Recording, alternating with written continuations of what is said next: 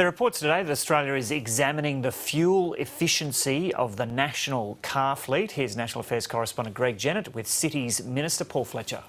Yes, Joe, thanks so much. This is a long-term project, part of Australia meeting its climate or emission reduction targets that were agreed to in Paris. We have to reach 26 to 28%. Part of that is going through sector by sector. And Paul Fletcher, when it comes to motor vehicles, you are looking at this new emissions standard. There are reports today the government might be attracted, without getting too technical, towards a threshold which is called 105 grams of emissions of carbon per kilometre.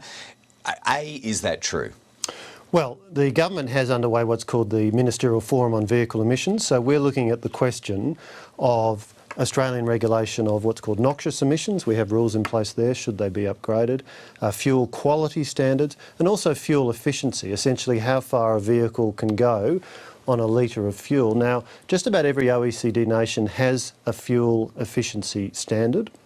And to give you an example, in the UK, the most efficient Toyota Corolla uses about 15% less fuel, or is 15% more efficient than the most efficient Corolla in Australia. That means that you're paying less in fuel each year to drive if you've got a more fuel-efficient vehicle. But so, is that vehicle more expensive if we go down that path?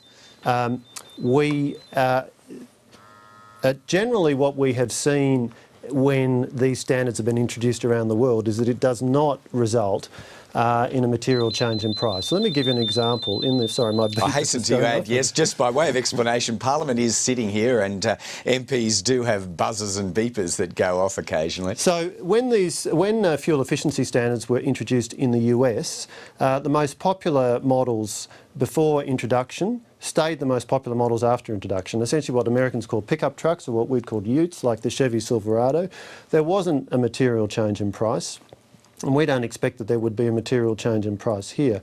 But the question we're interested in asking is, there are fuel efficiency standards in most other OECD nations.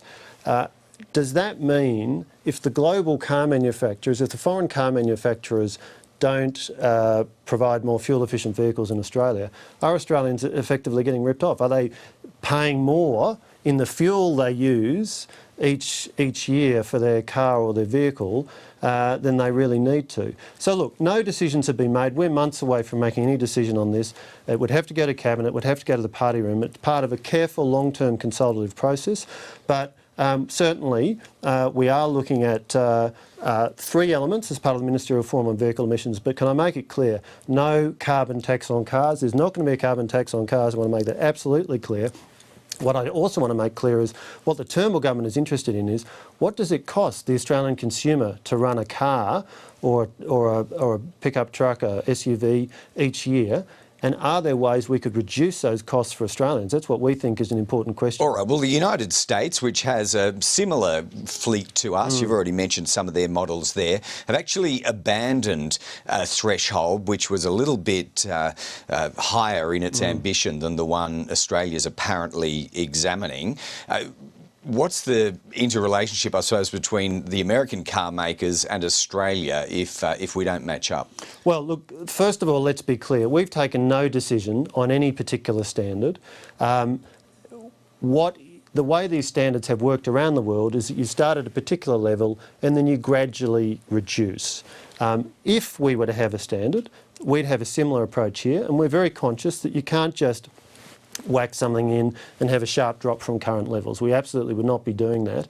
Now, what we're talking about, though, is the fact that there are standards in place around the world. Those do deliver fuel efficiency benefits to consumers and therefore savings, and that's something that we're interested in having a look at, not having yet made any decision. But bear in mind, foreign car makers supplying the Australian market are also supplying markets around the world, so they're responsive to those standards around the world. And we do think it's worth asking the question, is the Australian consumer worse off because we're getting less fuel-efficient vehicles? Are we, being ripped off by the global car makers? That's one of the questions we want to have a look at. All right, now for Australians who are buying popular models like the Hilux and the Ranger, very popular at the moment, they are apparently way above this standard that you're examining. How would it work though? Is the standard applied to individual models or averaged across the Ford or the Toyota model range? Look, it's a great question, a really important question, because to start with, let's be clear, Australians love their SUVs, they love their utes. We're a big country, we drive much longer distances than in Europe, for example, and we are absolutely determined that anything we do does not reduce choice to Australians, does not require Australians to move away from SUVs or utes. Australians want those vehicles. The Turnbull government wants to back the choice of Australians. What you would typically do, or at least the way these systems have been designed, so the way the US system has been designed, is they've got one set of rules for the pickup trucks, as they call them, or the utes and the SUVs.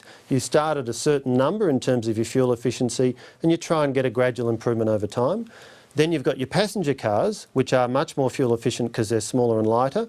They start at a number which is lower and also comes down over time. If we were to do something, it would undoubtedly have that feature. So it's not about forcing people out of SUVs and utes at all. We absolutely respect and back the choices of Australians.